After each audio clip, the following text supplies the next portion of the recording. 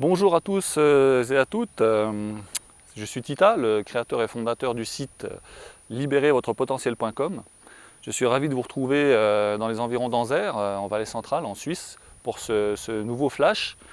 Comme vous le voyez avec la neige qui fond derrière moi et ce mélèze qui ne va pas tarder à bourgeonner, le printemps est là et bien là.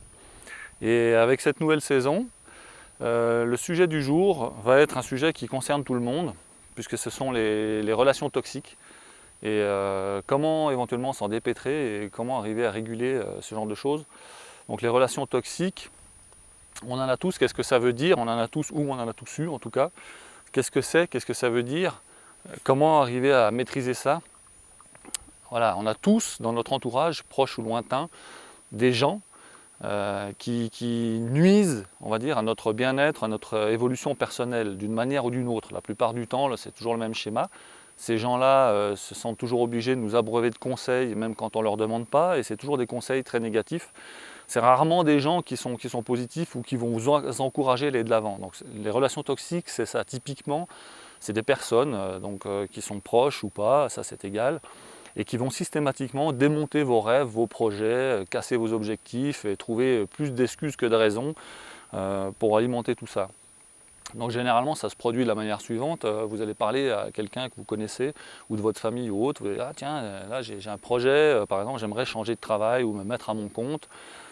C'est ce genre de personne qui va vous prouver par A plus B qu'elle aussi elle aimerait bien le faire mais qu'elle ne peut pas et puis que c'est de toute façon mieux de ne pas le faire pour des tonnes de raisons et surtout un maximum d'excuses. Donc vous ressortez jamais grandi de ce genre de conversation et après ça attise des doutes en vous, vous rentrez dans un questionnement, mais est-ce qu'elle n'a pas raison finalement? Est-ce que je fais bien de faire ça ou pas? Et au bout du compte, vous risquez de ne pas le faire si vous n'êtes pas bien avec vous-même, pas centré, et si vous ne savez pas pourquoi vous avez choisi cet objectif-là. Donc comment arriver à réguler ce genre de choses, arriver à passer outre? Il y a trois solutions principales. Quelle que soit la personne, dans notre entourage, on a des gens qui nous sont proches, des fois ça peut être la famille ou des gens comme ça. Ce pas des gens mauvais, c'est des gens qui sont des fois bien intentionnés, mais qui sont dans leur truc et qui ne sont pas très, très positifs. Donc voilà, ils vont alimenter des choses comme ça négatives en vous, parce que ça les embête quelque part, que vous aussi vous ayez envie d'aller plus loin. Donc voilà, c'est une espèce de jalousie consciente ou inconsciente, mais ça se passe comme ça. Donc si c'est quelqu'un de très proche, vous n'avez peut-être pas forcément envie de couper les liens. Parce que la première solution, qui est la solution la plus radicale, c'est de mettre fin à la relation, de dire ok, bon, puisque c'est comme ça, c'est terminé, je ne les vois plus, ou je le vois plus, ou je la vois plus, c'est égal. Mais au moins comme ça, elle ne me polluera plus l'esprit avec son négativisme. Donc ça, c'est une solution très radicale. Néanmoins, ça peut être quelqu'un de votre famille ou des amis, parce que c'est des gens qui peuvent être proches, avec qui vous faites des choses merveilleuses et des trucs sympas, mais qui ont ce petit côté-là récurrent, qui revient régulièrement. Et ces personnes-là n'arrivent pas à aller mieux, donc ils partagent cette mauvaise chose avec vous. Donc voilà, première solution, mettre un terme. La deuxième solution, ça peut être d'en discuter avec eux, c'est-à-dire de dire écoute, c'est sympa, je te remercie de ton avis, ça me fait plaisir, mais en même temps je ne te l'ai pas vraiment demandé et puis si c'est pas pour m'encourager, je préfère que tu me dises rien. Donc c'est très difficile d'arriver à trouver les mots qui conviennent, d'avoir une certaine diplomatie sans forcément brouiller la relation. Donc c'est une solution qui n'est pas très très facile à mettre en place. Il faut vraiment bien connaître la personne et puis se sentir vraiment à l'aise avec. Donc ce n'est pas la solution que j'emploie le plus. La troisième que je préconise peut-être plus facilement, qui est à la portée de tout le monde, et qui est relativement simple en fait, c'est de juste arriver à choisir les bonnes choses, c'est-à-dire à dire les bonnes choses à ces personnes-là. Par exemple, si vous avez un projet qui vous tient vraiment à cœur, quelque chose qui est engagé, pour lequel vous êtes vraiment prêt à aller au bout, et que vous savez que cette personne-là ou que ces personnes-là vont essayer de vous déstabiliser, mettre des doutes parce qu'elles sont comme ça, à quoi bon leur en parler? Ne leur en parlez pas.